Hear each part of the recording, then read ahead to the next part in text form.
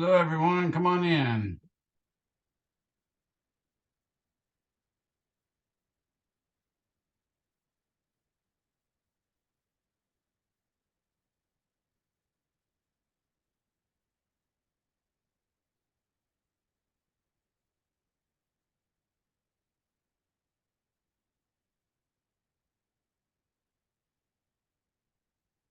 Right, looks like we're still a little short. It's about time for class to start, though. I apologize for not getting this out to you till literally, what, 8 minutes ago or something. We've had a lot of problems online today, accessing things. Everything's been slow. We had something crash with our SIS system, all that good stuff. So I apologize for all that. The good news is today we're basically just covering the syllabus. So though I've made the homeworks available and everything, you can start into that. And you can do that with looking at the videos I have in my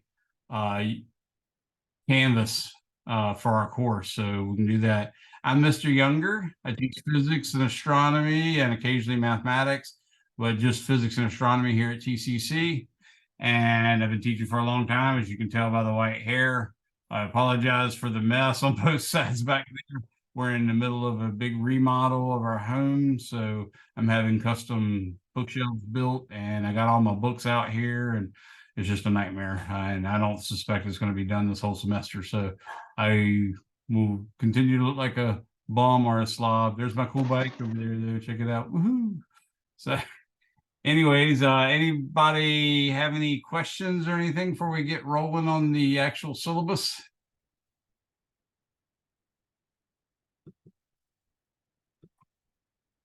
We still got people coming in. There's supposed to be 18 people enrolled. I've got 11 in here right now. They might not have checked their emails, or they might not have checked the Canvas early or late enough, because I was trying to make it not published until I had it fulfilled with various links of our homework and stuff like that. So that's taken a while as well.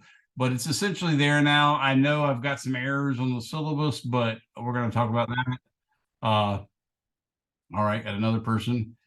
I normally will be using my iPad. I didn't bring my iPad this time because I'm really just going to talk about the syllabus. Hopefully, I was hoping I'd have enough time to get started and stuff, but I'm pretty sure I won't. So I didn't bring my syllabus. I mean, I didn't bring my iPad. I will be typing some stuff in the chat, so you might want to actually take notes from the chat, because some of the things I'm putting up there, for instance, will be my phone number, which will be going this video is going to be going on my YouTube channel. And when it goes on my YouTube channel, your faces should never show. If you have a problem with your face or even your name showing, make sure you let me know. I'll do my best to make sure I cut that out. And you could also change your name that you're showing in Zoom, so it's just maybe your first initial and your last name, if that would be vague enough for you to allow to be on the internet, that'd be great. But definitely email me, let me know if you have any problems on that. Like I said, what I'll be doing, I won't even edit them each time at the end of class. Basically, it's going to start recording it and then basically converting it to a different file format on my hard drive.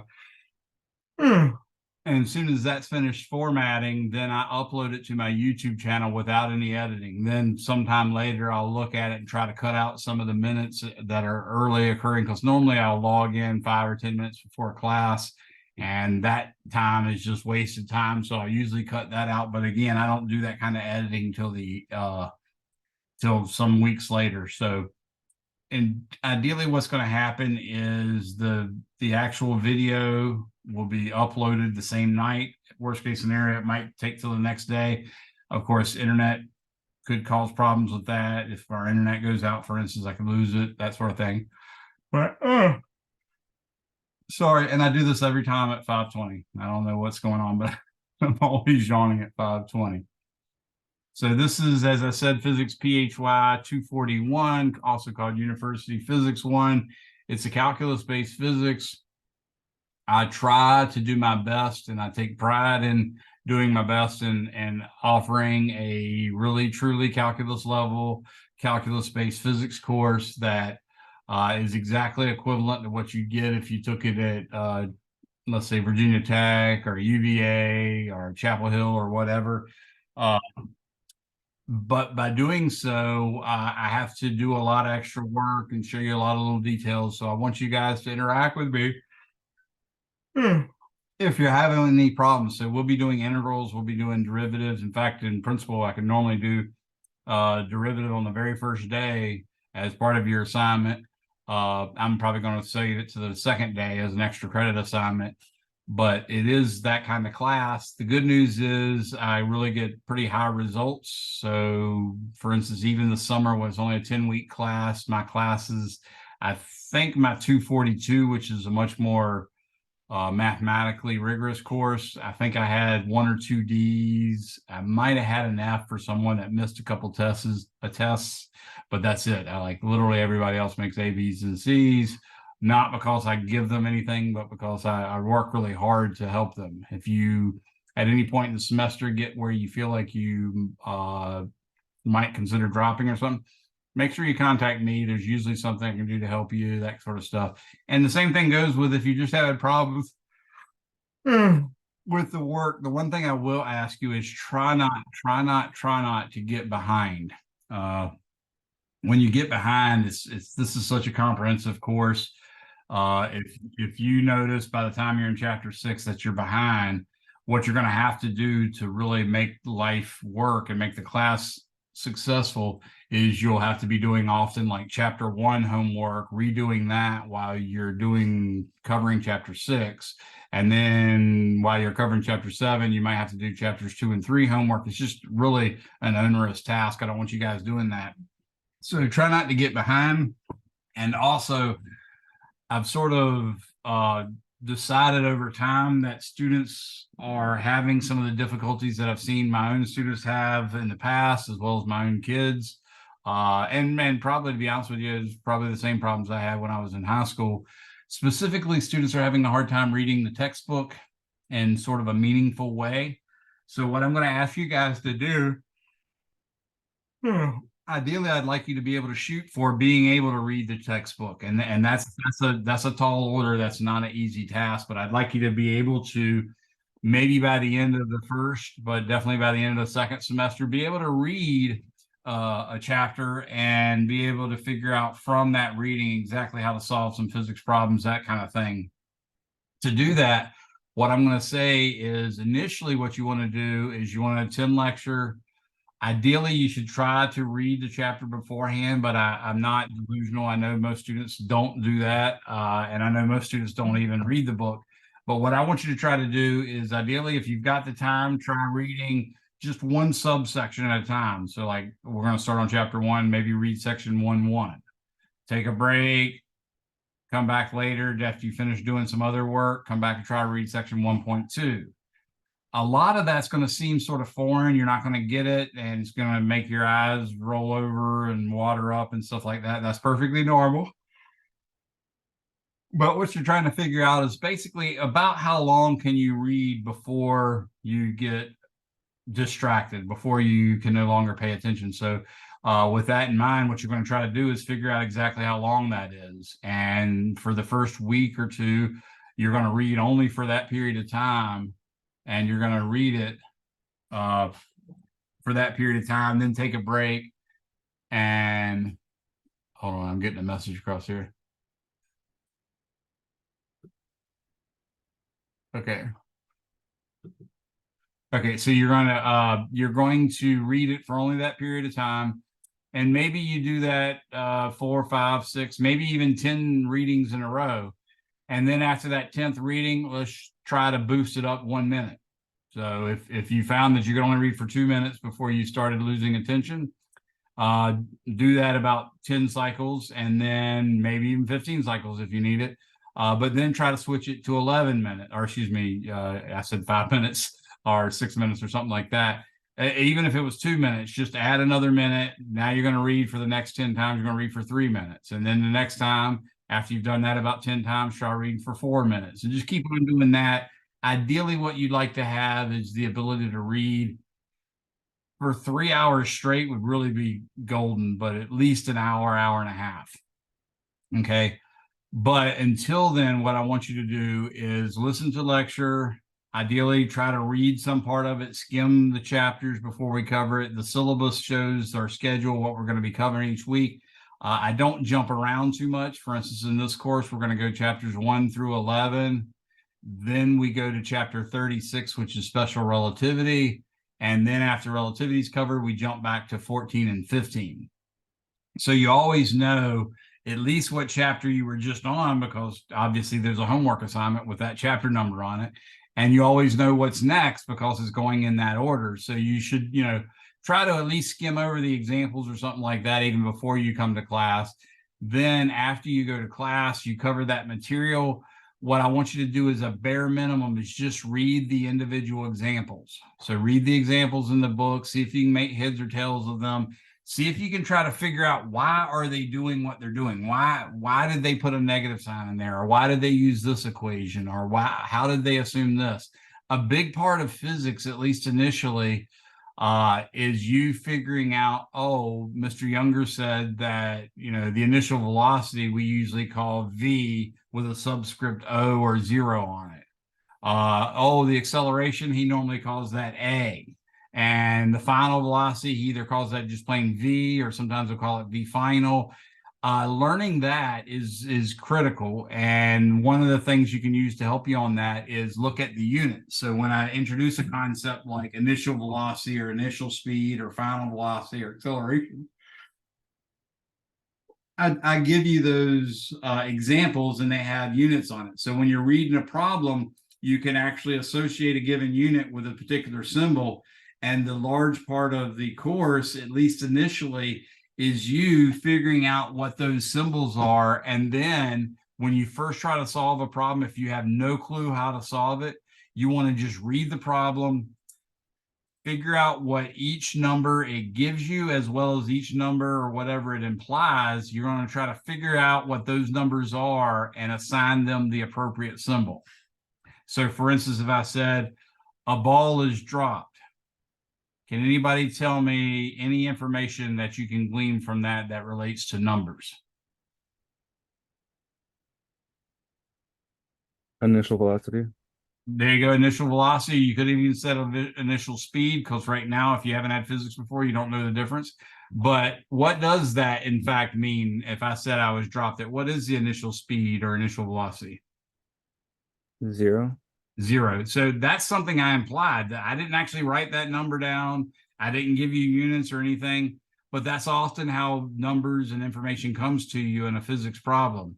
It'll say an object's dropped. And unless the problem has somewhere else in the problem where it says Jupiter or something like that, you're probably going to assume that it's falling on near the surface of the Earth, in which case you also know, anybody know?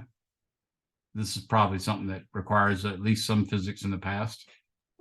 You would know that the velocity is going to be negative because it's going down. That's a way you could do it, and that all depends on your coordinate system. What I was shooting for was the acceleration. You know the acceleration of the object because you're near the surface of the Earth. The acceleration near the surface of the Earth is 9.8 meters per second every second downward. And I'd like to think about it that way. The reason being is that sometimes it's really convenient to point your coordinate system down. So you're used to, y being up and x being right. Guess what? When you're doing a body falling problem, you might point the x-axis down instead of left or right, and down. So in that case, you would say the acceleration in the x direction is in fact positive 9.8, because down is the positive direction. In that case, if I'd thrown the ball up with some initial speed upward, then that upward speed would be, or that upward velocity would be written as negative, 2.4 meters per second or something like that. So that's the key to a lot of problems initially when you're just starting physics for the first time, is associating a symbol with a certain set of units and maybe even a certain set of numbers, but the units are usually what helps you out on that. And then looking for implied information, like the ball is dropped means it had an initial speed of 0. And unless it says you were near some other planet, then that also tells you the acceleration of gravity is 9.8 meters per second every second downward, or 32 feet per second downward. Those are all things that you got to figure out. Then it's just a matter of, okay, I've written down all the symbols associated with the information that they implied in the problem and that they specifically gave me in the problem. And I even wrote down, let's say, V final equals question mark, because I could realize from the question that they were asking for the final velocity. Now I've got a bunch of variables with numbers associated with it, and one variable that has equals a question mark. So really the first step in solving physics problems is, all right, let's find an equation that relates the numbers I know to the number I don't know but want to know. And then you just plug them in. And if you get the right answer, you probably did it right. If you get the wrong answer, then there's something you got to figure out. Sometimes it's because you used a specific coordinate system, but you did so inconsistently. Like when I put the y-axis or the x-axis pointing down, I've got to be consistent with that. So it might have been smart to point downward in the positive direction, because now I can do a positive acceleration due to gravity. But if the ball was initially thrown up, then that means the initial velocity is negative. And if you didn't have those differing signs, you'd get the wrong answer. So that's what a lot of physics is about, at least initially, is either matching symbols to numbers that were implied or given to you, matching symbols to the number that's being asked for, and then finding equations that relate the two, or the several variables together. Another thing it can be is taking numbers and using their units to make sense of the problem and figuring out, literally without any formula, just figure out a way of using the units to get the units that you want. So sometimes you even solve problems that way. Like today I did one in my 242 class where all I had was the molecular weight of copper, which is 63 times 10, well, 63 atomic mass units. And I know the density of copper is 8.9 times 10 to the third kilograms per cubic meter. And the question asked, given that information, how far apart are the atoms in copper? There's no formula for that. I don't have a formula. I could write a formula for that, but I'd have to derive it myself and figure it out myself. And that's why I chose that example for my 242 class.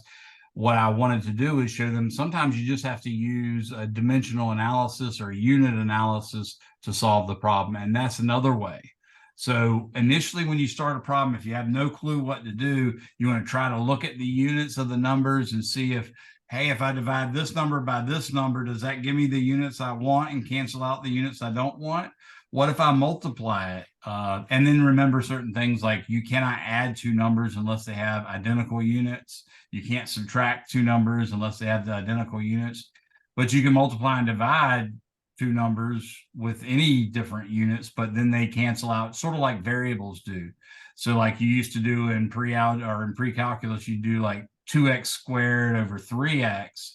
And you'd realize, okay, well, the x squared in the top cancels out with one of the x's in the bottom. That's exactly what you do with units. So if you had 2 kilograms squared over 3 kilograms, that's going to give you 2/3 of a kilogram. So a lot of it, a lot of times you can just solve the problem by looking at the units and working out the numbers and then trying to think through and see if that makes sense. Okay. So that's some of the stuff you want to try to do. And you can largely get that, as I said, by just trying to skim the chapter beforehand if you can, but if you can't, that's okay. Then when you finish covering at least half of the chapter, what you want to do is look over at least that half of the chapter and read as fine-tooth and as grainy and slowly as you possibly can. Read the examples from those sections that were covered and try to, again, make sense of what they're doing, why they did what they did. And then you're in a good spot to go ahead and start the homework problems. Okay. I know Chegg exists, and in fact, I like you using Chegg. I want you to have very close to a 100 average on your homework, but I don't care about your homework average nearly as much as I care about whether you're learning how to solve physics problems from doing your homework. So if you use Chegg properly, you can do great things. If you use Chegg improperly, you can literally keep yourself from passing. So what I want you to do is, let's say you get a physics problem that you have to solve. You've written down all the information and assigned it the symbols that it's supposed to have, and you can't find necessarily where to start. You don't know any equation that would relate to things. You haven't been able to figure out any ways you could rate the information they gave you by units and get the unit that you want or something like that. Once you've ruled out those two ways, what you want to do is say, oh, well, I have no idea what to do, and that's fine. Let's pull up Chegg. And then what you want to do is say, oh, that's what they did. So you're reading the actual solution Chegg. You want to try to do it as intensely as I was suggesting you read the examples in the book. Try to really figure out, why did they do what they did? Why did they use the equation they did? Or why did they divide those two numbers? Or why did they multiply those two numbers? Then once you think you figured out that Chegg thing, close Chegg and try to solve the problem again from scratch. Okay. If you run aground again and you don't know what's going on, stop, close the problem you're working, open Chegg, look at it again, see if you can make sense of what's going on, close Chegg, open the problem back up. And actually, it'd even be best if you restart the problem at that time. That's the way you should use Chegg. And I don't care if all your homework grades are hundreds. That'd be great. That's going to make your grade a little better. And I'm okay with that. But I'm also okay with your grade being a 60 if you're doing well on the tests. That indicates that, yeah, you didn't quite get it in the homework, but you learned so much that you're able to do well on the test.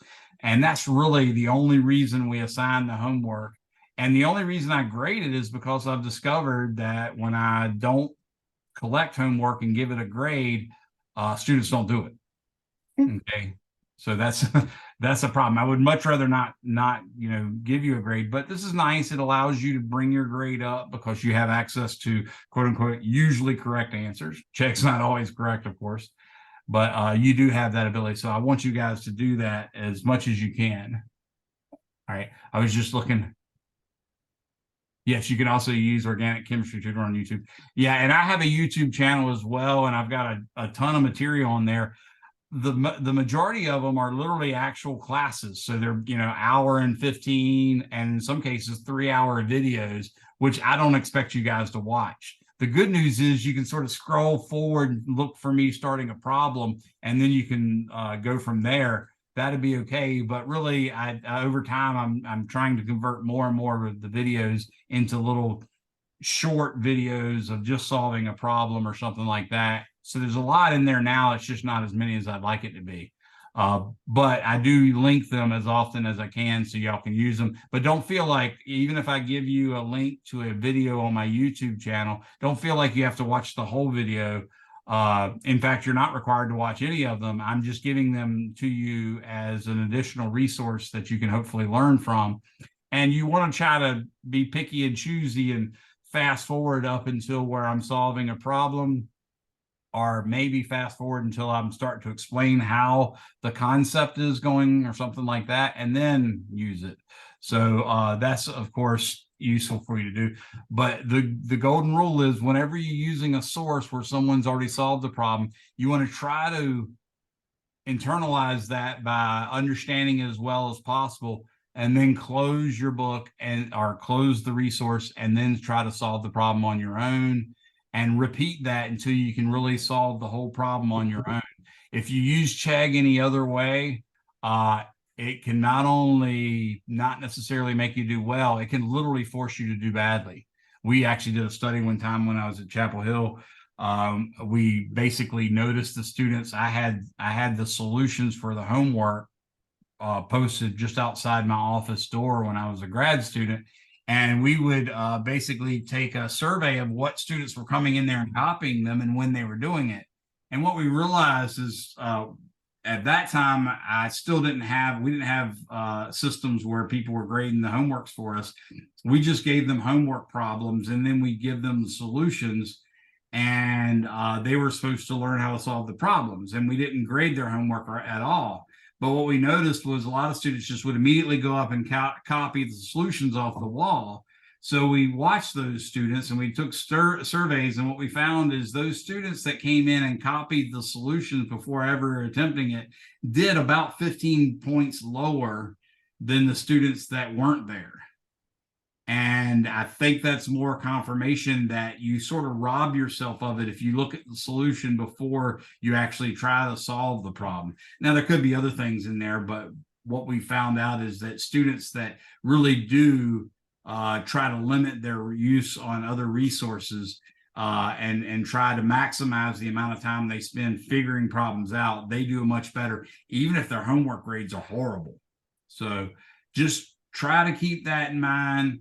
One of the best students I ever had was traveling. Well, give you this.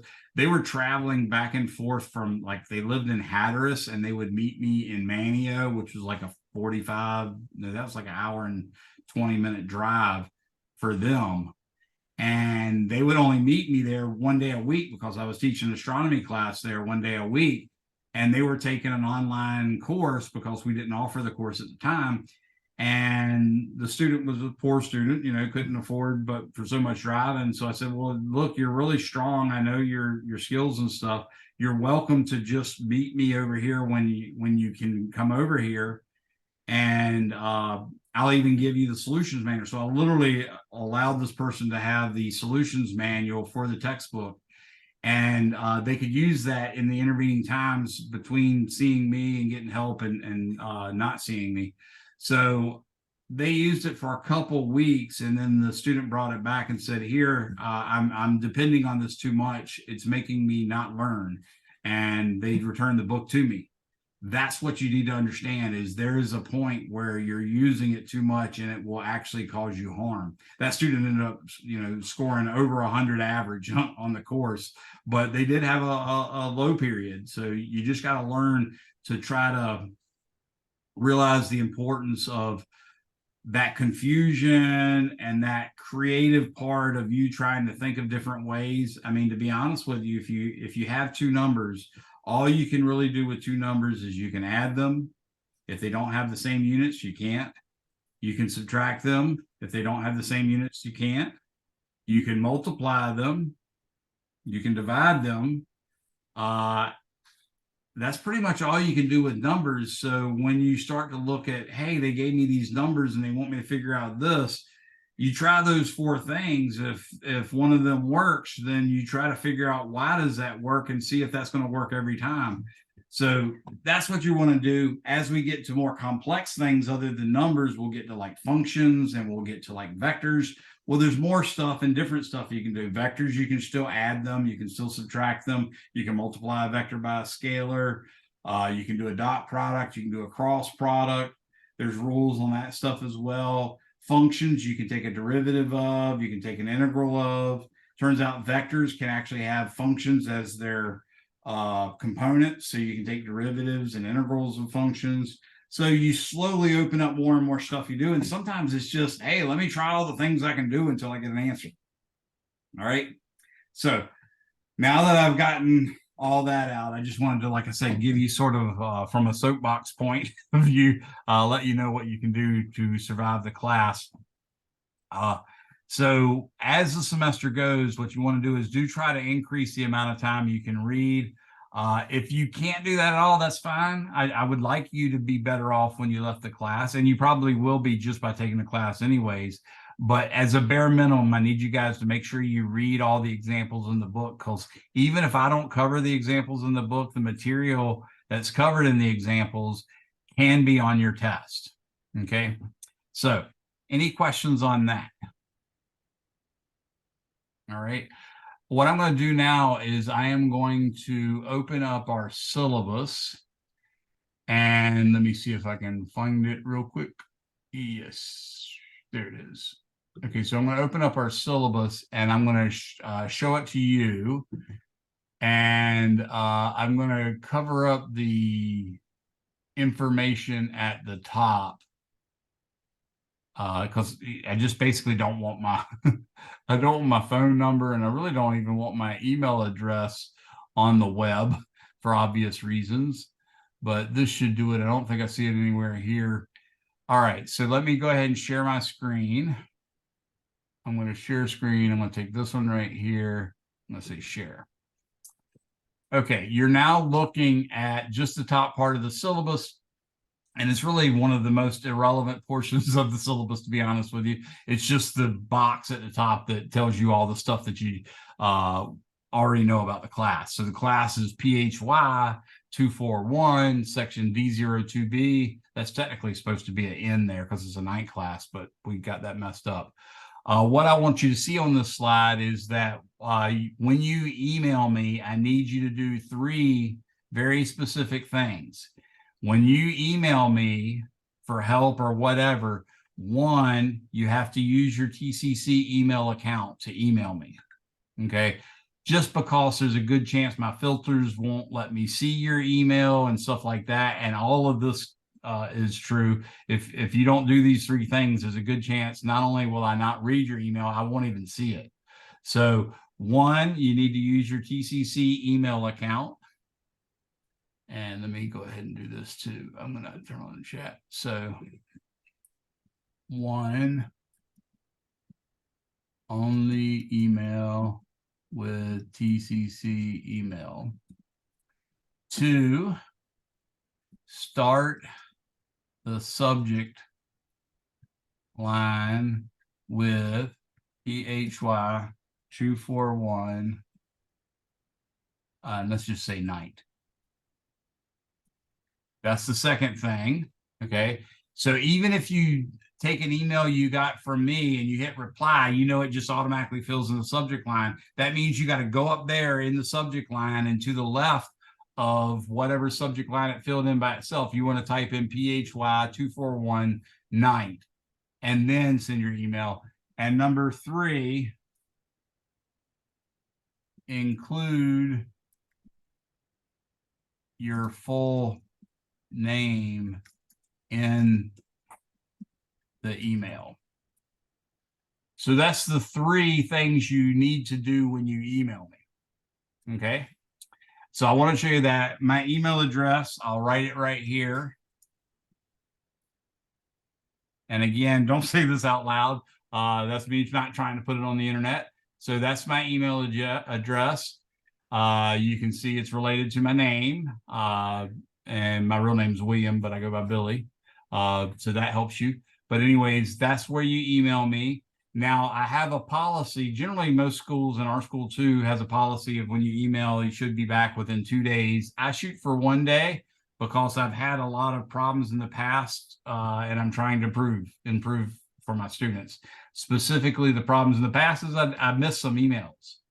And 99% of the ones that I miss are ones that didn't follow these instructions. So that's part of the reason. Now, here's the deal.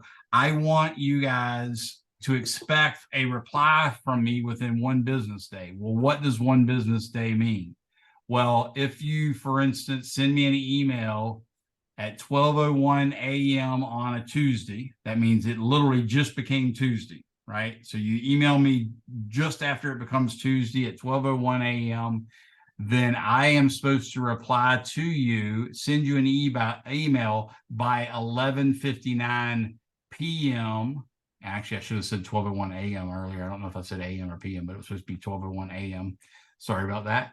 But if you send me an email at 12:01 a.m. Tuesday, then I should send you a reply by 11:59 p.m. Wednesday. Okay. If, on the other hand, you send me an email at 12:01 a.m. on a Friday, then I should reply to you by 11:59 p.m. on Monday. Does everybody understand that? Yep. So just making sure you guys understand it. And I think I might have said something about it in the syllabus. I can't remember, but that's the key thing. Now, if you don't get that reply from me, then I want you to use this. You're going to text me. If you don't get the reply in that time period, you're free to text me at this number. Okay. And this texting of my personal number is fine. And I do recommend you text, because if you call, I'm definitely not going to answer it unless I know your number already. But there might be some times where I just decide to get you to call me specifically so I can talk to you.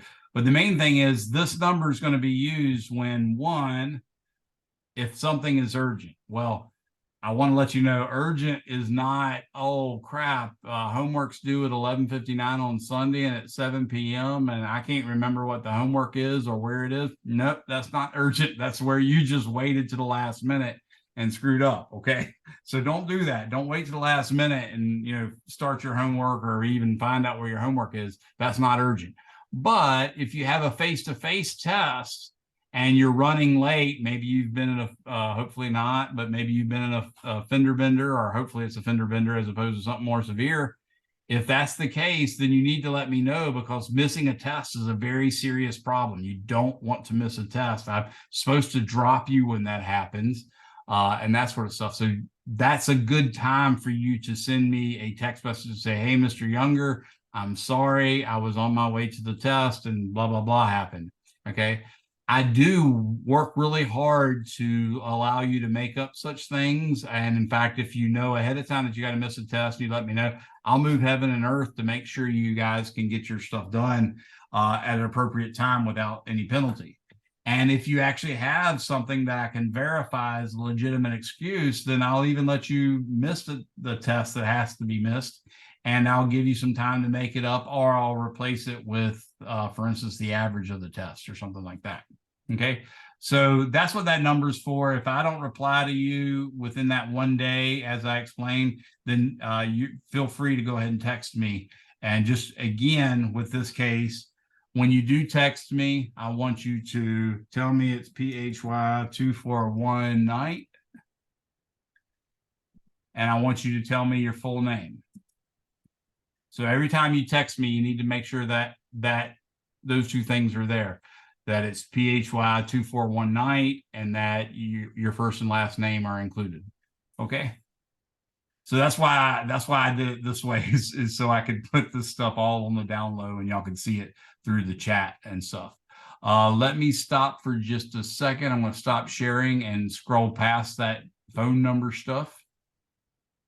When you look on the syllabus, which is in helpful links and documents, you'll see that I list the time, and I also list like my office hours and stuff like that.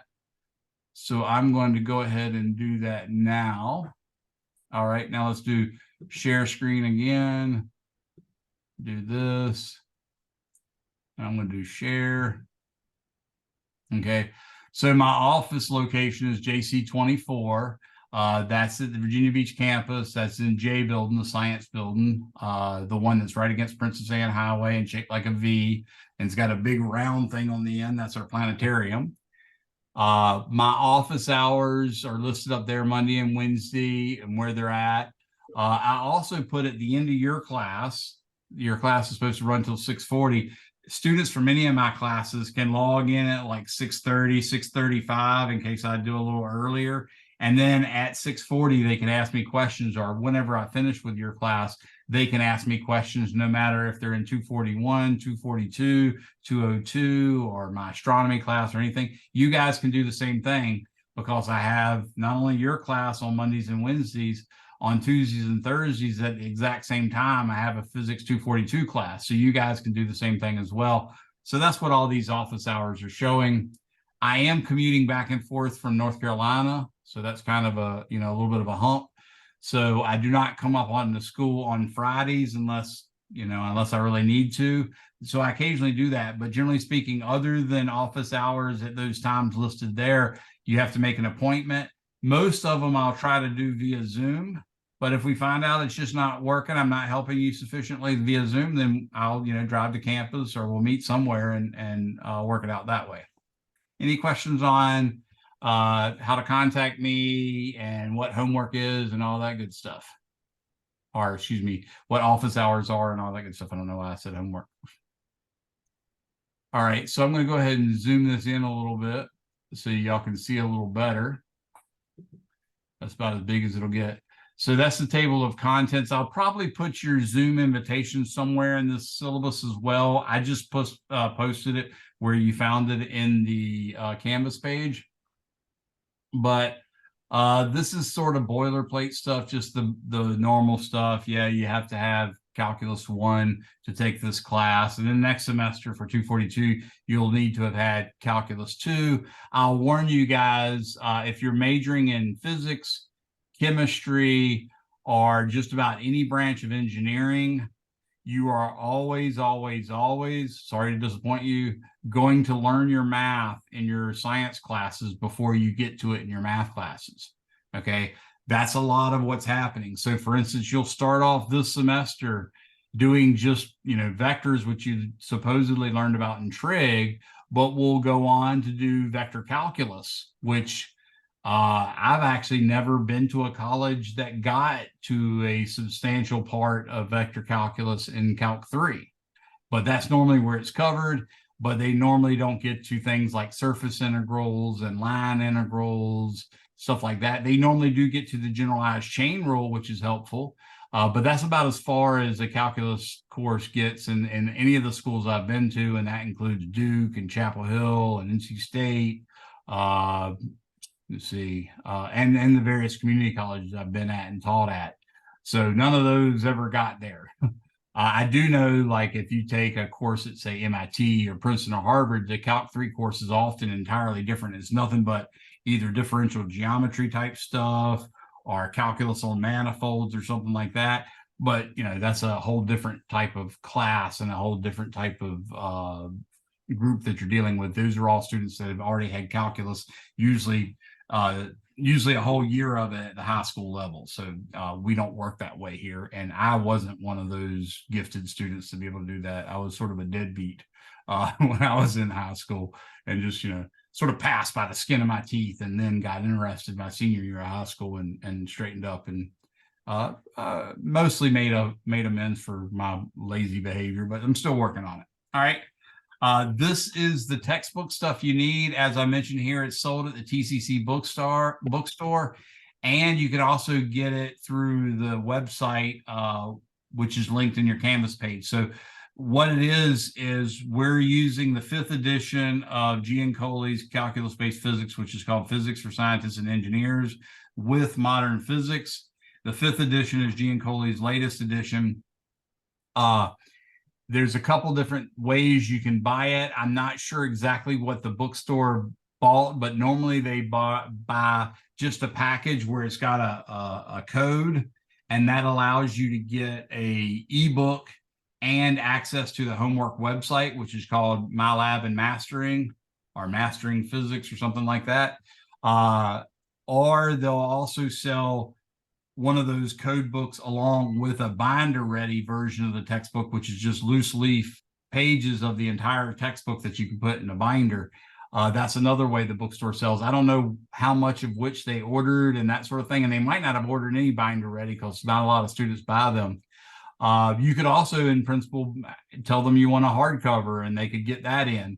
But the main thing is you have to have this package, okay? And the package has to include a textbook, which basically comes with access to the website. They used to allow you to get access to the website without the textbook.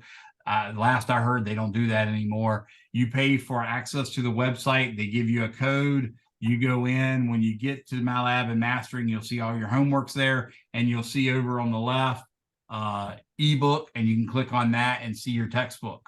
If you want to go on the absolute cheapest you can to get your books and have everything you need, what you can do is you could bypass the bookstore because they have to do a markup. I mean, they're there to make money, so they have a markup for their cut, and that means it's going to be more expensive than buying it directly from the source.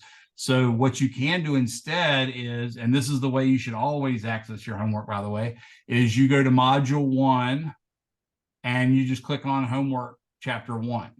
Okay. You can do this for all the homeworks, but right now the Chapter 1 is the only one available. But when you click there, it'll ask you to make an account. If you've already taken this class before with this edition of the textbook, then you can probably use that same pass you had before, but most of you haven't taken it before, more than likely. Or if you did, you didn't take it with the same textbook. But if you did previously take it with the 5th edition, then your account should still work. But the main thing is you click on, say, Chapter 1 homework.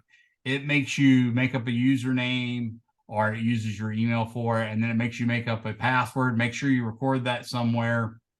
It gives you a 2-week grace period starting today.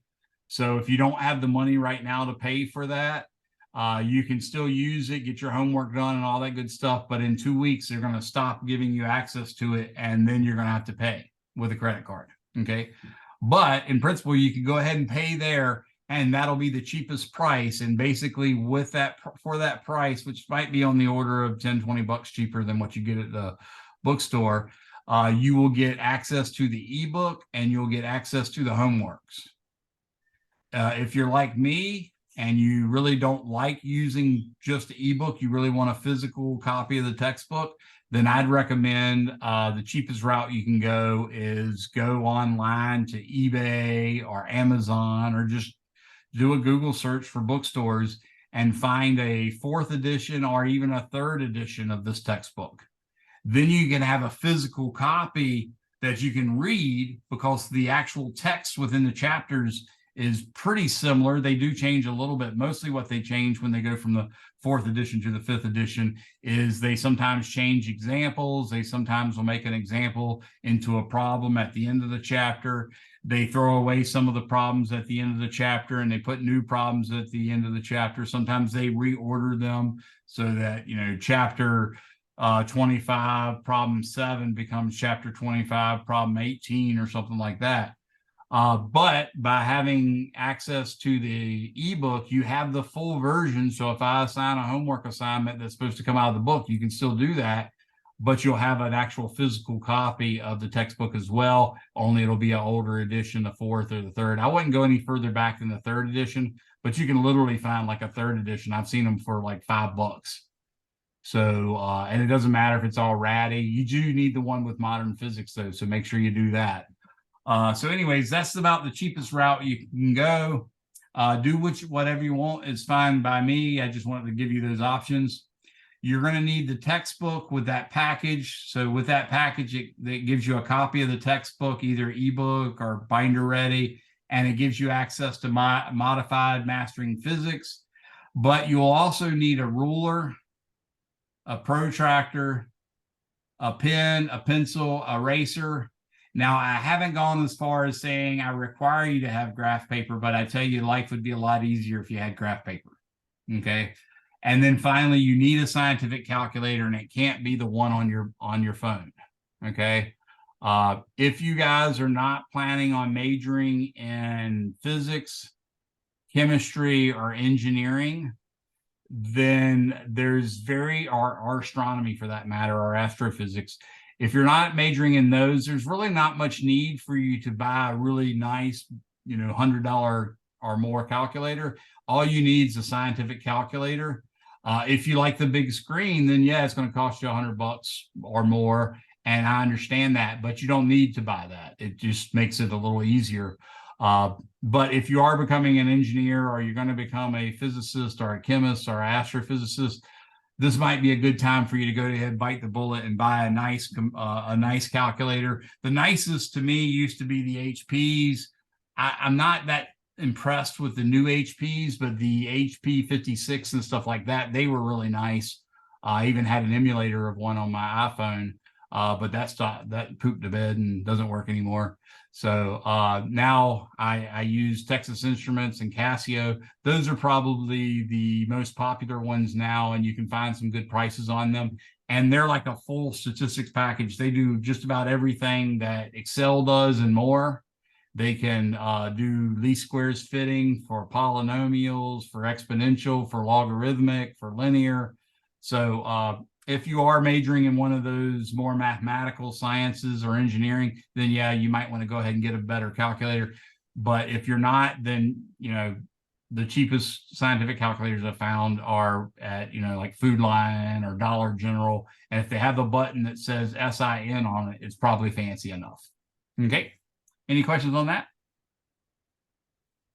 All right. This is where they talk about all the different things, learning outcomes that you're going to do. So that's pretty generic boilerplate type stuff. I'm going to go ahead. I think I'm far enough away from my private information so that I can move this without taking the chance of accidentally putting up my personal phone number or something. Okay. Each week there will be 2 or more online assigned homework assignments. So the way it works, like this week we have chapter 1 homework. Notice the wording here, chapter blank homework. And then we have chapter 1 conceptual. That's 2 different problem sets, and there's 2 different grading sets. Some chapters will have 2 homework sets. So like chapter 19 is one I remember. Chapter 19 actually has part 1 homework and part 2 homework. In that case, if you were covering chapter 19, you're going to have 3 homework sets total. You'll have 2 homework and then 1 conceptual.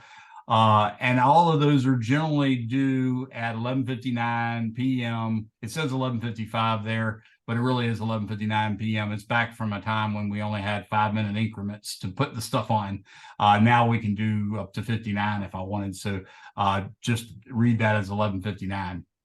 And I cover at a rate of about 1 chapter per week.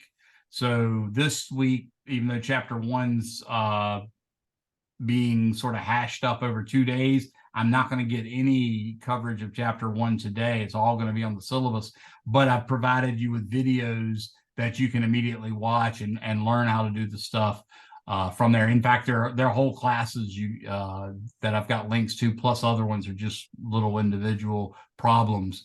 But the main thing is each week we'll start like a new chapter.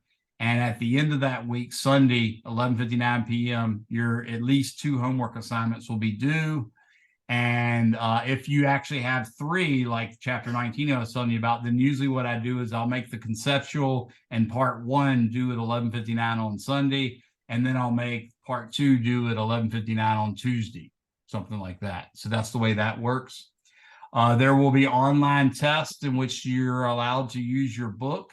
You're allowed to use any other books. You're allowed to use your notes, and even Google. Okay. You're even allowed to use other people's notes. The only rule with these online tests is basically you're not allowed to get information from someone who's already seen the test. Okay.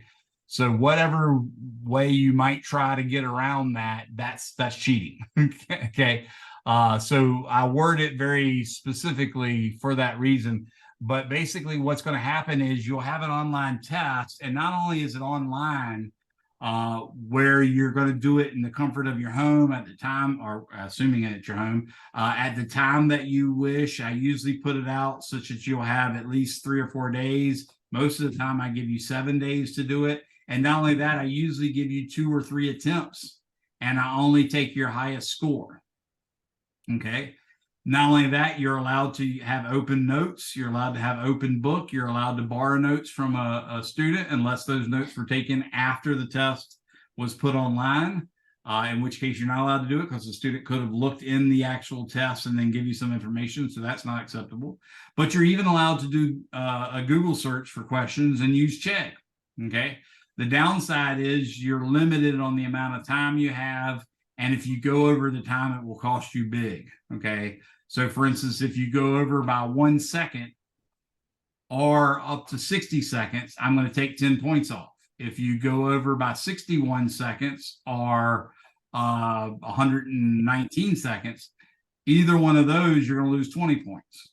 Okay. So that's the downside. You just want to make sure you use it fast. But that's the way the online tests will work. And for that reason, they don't count that much because, you could literally just cheat your way through if you're quick enough, right? You'll also have face-to-face tests. I guarantee you're going to have exactly at least 3, I should say, not exactly. And those will be conducted where you're not allowed to use any notes. You're not allowed to use a book. You're not allowed to use the internet. But you will be either given an equation sheet or allowed an equation sheet. Okay. For the record, the way the equation sheet works is you're only allowed to use equations that are numbered in the textbook. So if you open your textbook up in chapter 12, for instance, you'll see some equations are numbered. They'll have over in the right-hand side, for instance, 12-11, close parenthesis. That means it's a numbered equation. You're allowed to use that equation on your equation sheet. If there's another equation that doesn't have that little parenthesis to the side of it with numbers in it, you're not allowed to use that one. But as the semester goes, sometimes I'll make up some individual equations and I'll say, you're allowed to use this even if it's not written in your book. So pay attention to when I'm teaching you so that you'll know which equations are allowed. And you should probably start keeping a list of them just in case I can't get an equation sheet made up for you. You're going to have to make your own. Okay. So it says, all tests will be comprehensive and there will be at least 3 face-to-face tests that count as 55% of the course grade. One will be the final exam. What I mean by that is you're going to have 3 tests and each of them are going to count as a third of 55. If I manage to fit in 4 face-to-face tests, then each one's going to be a fourth of 55. In other words, they're all going to count the same. The final exam's not going to count any differently than the other ones. But they are all going to be comprehensive. So what often happens is chapter 1, we have these estimating problems, which your book and I call Fermi problems because Enrico Fermi, who was famous from the Manhattan Project and was sort of the big brain behind the Manhattan Project in addition to Oppenheimer, he was notoriously good at calculating stuff on the fly of stuff that you didn't think anybody could ever calculate. Like sometime someone asked him, you know, how many piano tuners do you think live in San Francisco? And he gave them a number and then they looked it up and lo and behold, he was off by like 2. So that's the kind of things we expect you to do. So if you take test 1, which normally covers chapters 1 and 2, and I see a lot of students don't get the estimating problems, then guess what? I'm going to put it on test 2. And if they're still not getting it, I'm going to put it on test 3 and I'm going to put it on test 4. Same thing with the dimensional analysis and those types of questions. So all the tests will be comprehensive. And that's the main thing I'm trying to get you to do out of there. No cell phones can be within reach on those tests, the face-to-face test. I know some of you folks are in the military and you'll work on call. So if something like that happens, you just clear that with your instructor. When we do the online test, they'll be done during your lab. And it's your lab instructor that'll handle that. And if you've got something like that going on, let your instructor know beforehand, and they'll set up very specific protocols about what you're supposed to do if the phone does ring while you're taking the test and that sort of thing. By the way, if you're ever taking a face-to-face test and we find that you have a phone on you that you haven't cleared or anything else that's capable of storing photographs or storing notes or accessing the internet, we're going to give you a 0 and that's going to be assumed to be cheating, period. No ifs, ands, or buts. So just don't have that stuff out during the test. Okay. That's it. Okay, here's roughly the schedule. And actually, I'm seeing all sorts of typos immediately. Basically, this is something where I erased one of the labs. I didn't put the labs in here at all. Your individual instructor might choose to do labs a little differently from what I did. So I tried not to list the lab in there, but I did list the very specific days we're supposed to have tests. Now, that being said, it's going to be the week during your lab that test is. So right here, I've got this test 1 listed as if it's Monday. That's an online test, so that can be Monday, no big deal. However, when I get down here, I have a face-to-face test that's listed as the 25th on Monday. Well, guess what? If your lab doesn't meet on Monday, then you're not having that test on Monday. If your lab meets on Wednesday, you'll have that test on Wednesday. Okay, so that's what that means. And these are dates that specifically are already listed as flex time for your lab. So just keep that in mind. I tried to put all the key dates like last day to add classes, Labor Day, last day to withdraw with a refund, last day to withdraw without academic penalty, that sort of thing. Those are all there. You'll see that the last day, since we meet on Mondays and Wednesdays, the last day of class would be December 6th. So I do the final exam on the Monday before that because I always want to have that last day there in case something goes wrong. So this, no matter what your lab schedule shows or whatever, that's the day we're going to do the final.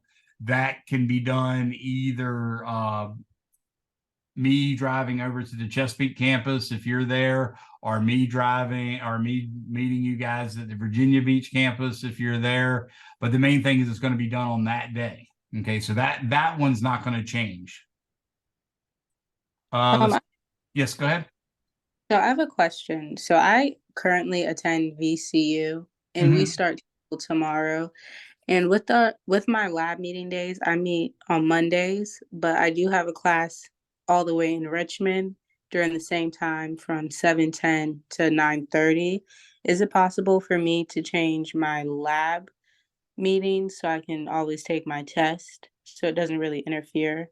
Yes, there's ways, like if you're just doing it for test days, I can just set it up at a testing center and you can take it at the testing center in some window of time. Yes, that would work. That would work. Okay. Yeah, and just make sure you let me know like a week before each of the tests, and then we'll set that up. And I'll usually give you like a 2-day buffer, and I'll make yours different. So in case someone accidentally mentions to you something about the test, that doesn't give you an unfair advantage. So there'll be some differences. But in general, don't speak with people about the test until you know for 100% that everybody's already taken it, because you could give someone an advantage. And if someone else gets an advantage, that means you're not going to get it, because there could be a curve, and the curve don't happen if people do too well. Okay. So just keep that in mind. But yeah, I can certainly work with you. Thanks for asking me that. Thank you. You're welcome. So if you notice here, I'm essentially on a 10-point scale, but it's got a couple bells and whistles. So I'll go ahead and point out that a 89.5 or higher is an A. If you don't get an A, but you get a 79.5 or higher, then you get a B. Now, when I go to the C, I give you just a little bit more. So instead of having to have a 69.5, I'll let you have a 68.5. Same thing with the D, you get to have a 58.5. Okay. Now, this is different from the way I've done it in the past, but your online tests are going to count as 10%. That's all. That's been that way for a long time, because again, I have no idea, one, who's taking them, two, whether you're really fast and maybe you've got 18 monitors that have all the chegs open up at once or something crazy like that.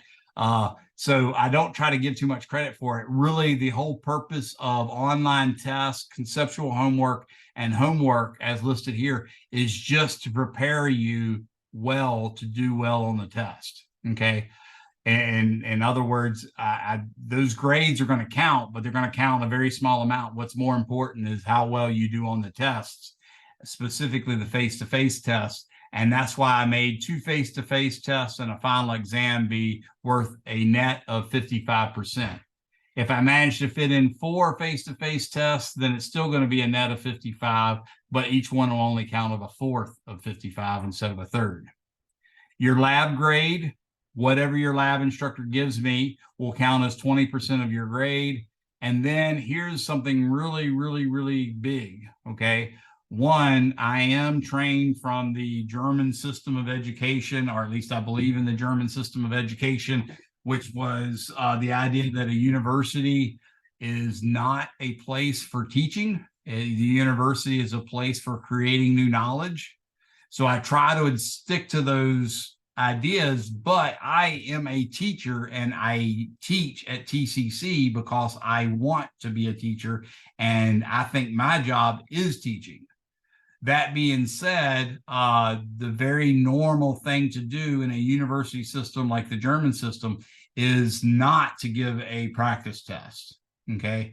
So be advised, if you ever have a college or university test teacher that takes the time to give you a practice test, you should really take advantage of that, because they are, one, putting in work to do that, and two, they're probably getting ridiculed and picked on a little bit by their peers at other universities and colleges. Okay, because it's not the normal thing to do. What I've done is I've made peace with myself in that I used to, like I said, when I was taking physics classes and working in college, I would work problems that the instructor would assign us. And I realized I have some weak points, so I do even more problems. And then just before the test, I do even more problems, because I knew that there was no way to succeed unless I solved a lot of problems. Students aren't necessarily getting that now. So by me doing this, I'm basically compelling them in some cases to do as many problems as possible. So that's why I feel justified in it. And here's the kicker. So these practice tests, I do a test every 2 chapters, and the practice test uses the same bank that I use for the actual test. And I guarantee somewhere between 80 and 90% of all the points on that actual test will come from those banks. And I make these practice tests really short, like they take somewhere between 7 and 20 minutes to take one. And every time you take it, you get a different set of problems. So in principle, if you took it an infinite number of times, then you will have seen up to 90% of the points on the actual test. That to me is reason enough to take it, but lo and behold, I still get about 12.5 to 20% of my students do not take the practice tests. It's crazy. I don't get it. So I tried to sweeten the deal even more. So at the end of the semester, I add up your highest practice test grade for each of the practice tests.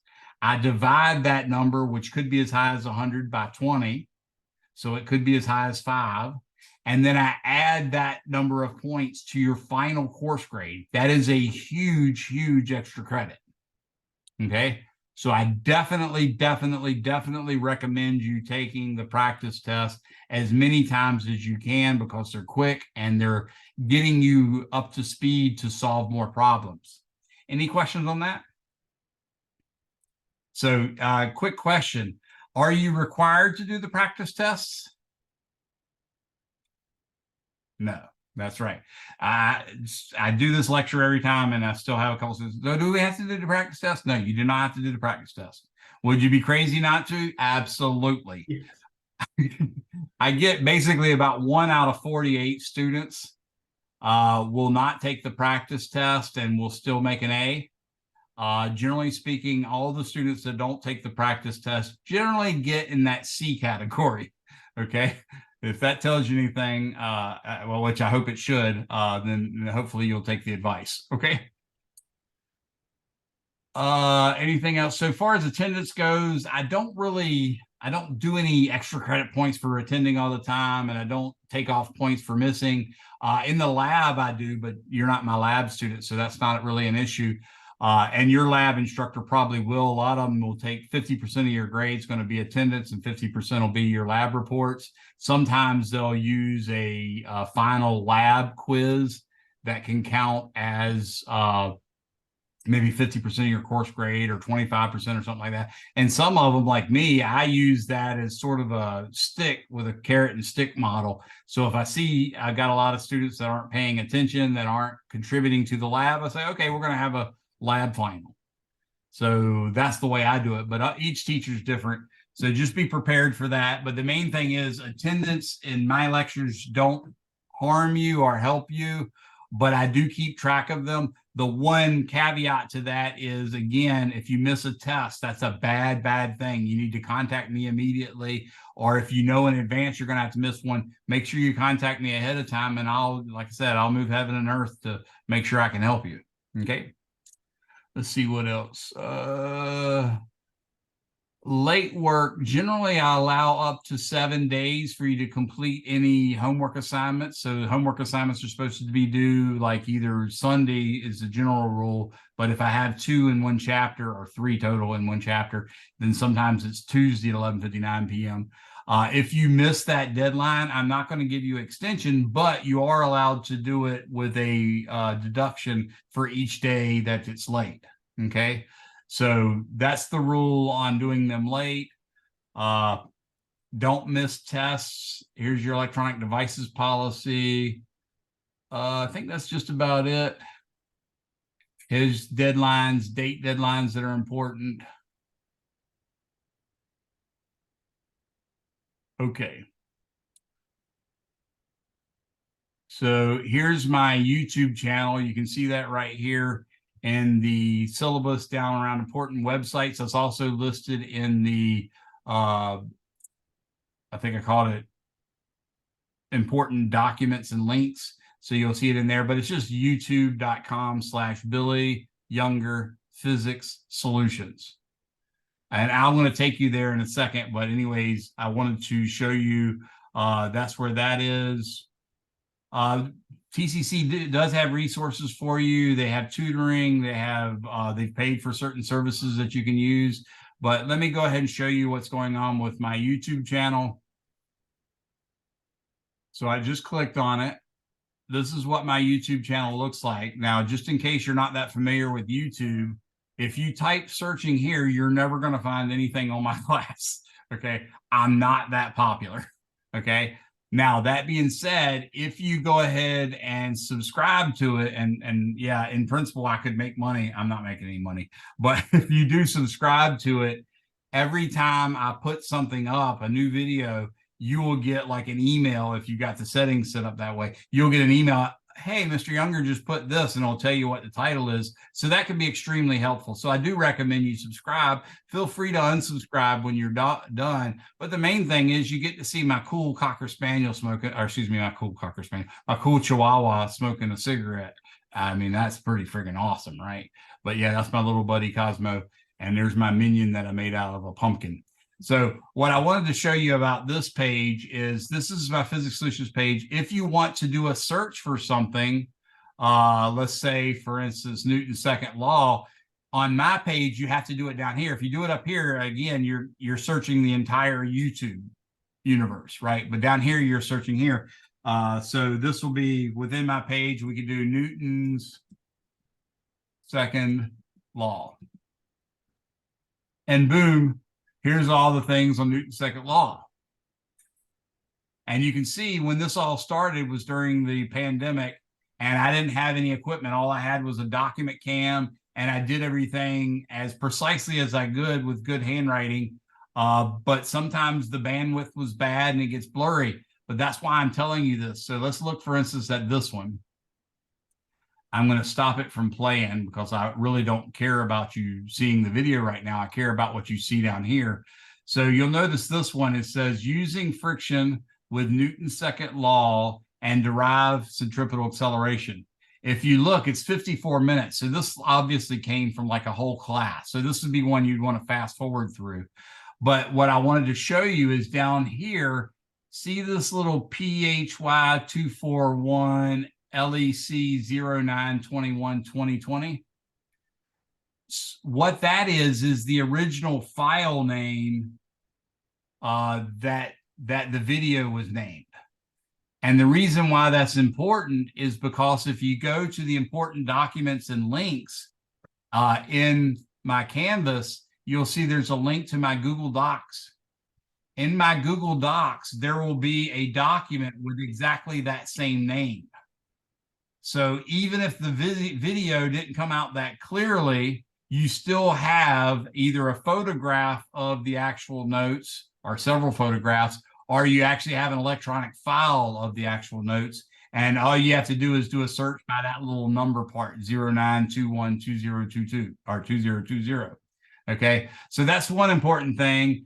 Not only that, YouTube's gotten smarter, and it's actually figured out certain areas where something important occurs. So they actually break it up into chapters for us. So that even makes it a little easier for you guys to figure out how to do basically what I suggested doing, which was skip a lot of the verbiage and just go to the problem solving. So that's kind of nice. You can see all that happens. I'll look back here. You can do searches for all sorts of things. In here, there's course material from algebra-based physics, from calculus-based physics, from astronomy as well. I've also got just pure mathematics. As time goes on, I will include statics, strength of materials, dynamics. I might include some basic chemistry, stuff like that. So that's over time, that's going to show up there. But this is where you can find all that. And you can see, of course, to do a search, you just do here. And of course, say bye to Cosmo. Bye-bye, Cosmo. All right. So now I'm going to click to this one. And now I'm going to go back to my modules. Y'all are all seeing the 241 with the syllabus page right now, aren't you? We only got about 6 minutes left.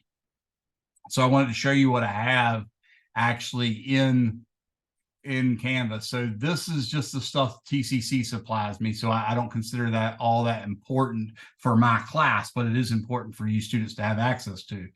Here's where the helpful documents and links are. All these things that have this, you're not going to see them at all because they haven't been published, and you'll see they're actually old stuff. But what's here is the Zoom invitation. There's an important video you should watch to learn about the importance of your syllabus. Here's your actual syllabus. I will inevitably find errors and typos. I will put subsequent versions here, and they'll have the date on the end of the name. So that'll show up as well. Here is a very old list of my YouTube titles, but you can see it's very old, so it's not going to be that helpful.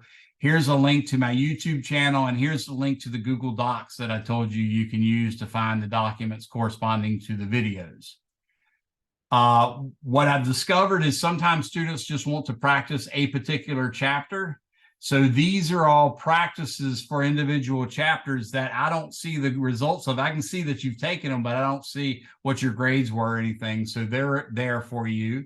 This will be where your practice tests are. And I already made practice test 1 available, even though we haven't even thought about test 1 yet.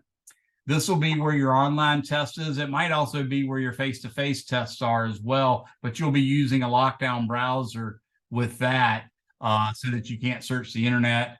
And here's week 1. All these things are stuff that chapter 1 covers. So even if I don't have enough time, next class time to finish chapter 1 will be done because I have all this and I've given you access to it. There's your homework. There's the other part of your homework for chapter 1. The due dates are correct in MyLab and Mastering. They're not necessarily correct on here, but they will be correct in MyLab and Mastering. Here's some stuff regarding labs. That's not going to be relevant to you guys because well, I'll leave the videos up there because they might still come in handy, but you might not do the same lab as I do. So they won't be there. But that's it. You guys are free to go. You've got 4 minutes left, so I'll let you out a little early. As I said, I'll post this video to my YouTube channel, and it will be called PHY 242D02B, and then it will say 08212023. Okay, so that'll be the name of it. You have a good one, everybody, and I will see you Wednesday, but I'm not leaving until the last person leaves. So stick around and ask me questions. Professor, Yes. do you know if we have a lab today? You should. Is your lab after class or before class? After class. After class. Yeah, you should have lab today. Okay. Is it really a tight fit? Because I saw some people driving, which I don't want them driving while they're online. But is that the case? Is it like really a quick drive to or a long drive to somewhere else to do that? It's a bit of a drive for me, but I can make it. What I've learned is a lot of students tend to do the online portion of the class, the lecture. They do it right in the hallway where the lab is. And sometimes the instructor will even open up the lab for you if it's available. So that's something you might want to consider. All right. Thank you. No problem. Good luck with that. And talk to your instructor. He's going to be, he or she will be really good at this. They're generally pretty helpful. Anybody else? Thanks for coming, everybody. I do appreciate it.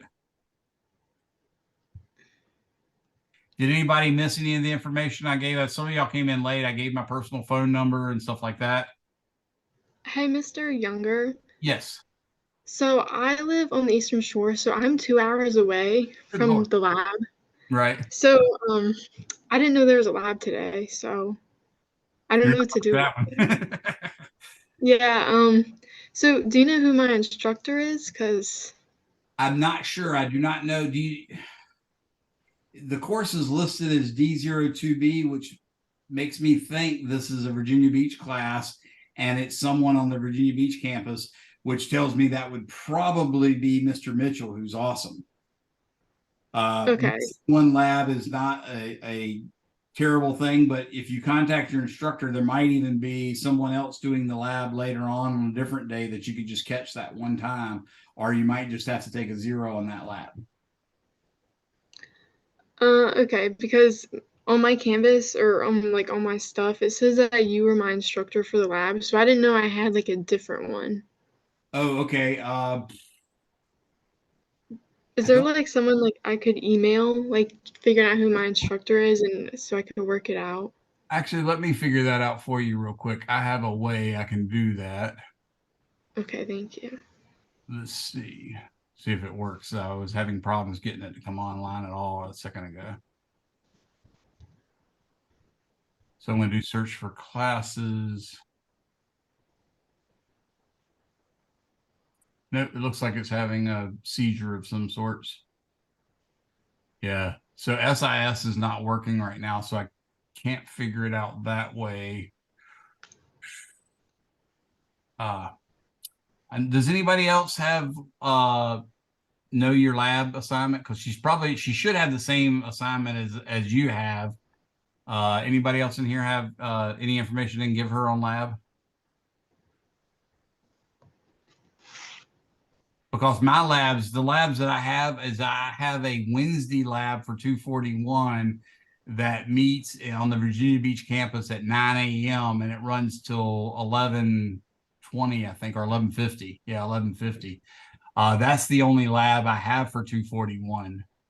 So if you literally have mine, you got it some way that wasn't supposed to be, because that wasn't supposed to be linked to this course.